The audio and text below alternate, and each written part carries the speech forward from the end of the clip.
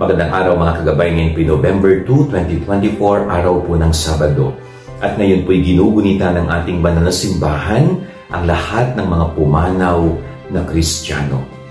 Napakaganda po ng pagdiriwang na ito, no? Ang kanyang ipinapaalala sa bawat isa sa atin na tayong lahat ay papanaw sa mundong ito, na matatapos ang ating buhay at tayo ay huhukuman ng Diyos ayon sa ating naging buhay dito sa lupa. Mamamatay tayo, may katapusan ng lahat, hindi natin alam, subalit may kasiguraduhan.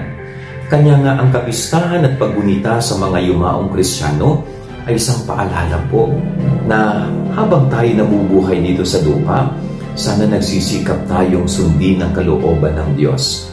Maikli ang buhay para sayangin natin sa hindi mabuti at masamang bagay, kundi yung maikling buhay pa nating natitira dito sa mundo, sana ho inilalaan natin kung papaano tayo makakarating sa buhay na walang hanggan balang araw. Kung mailalaan natin ang natitira pa nating panahon, araw at oras, sa pagtupad sa kalooban ng Diyos at pagtanggap sa Diyos bilang ating Panginoon. Yan ang ating gabay araw. Maghapon, God bless po sa inyo lahat. Pagpalain kayo ng Panginoon.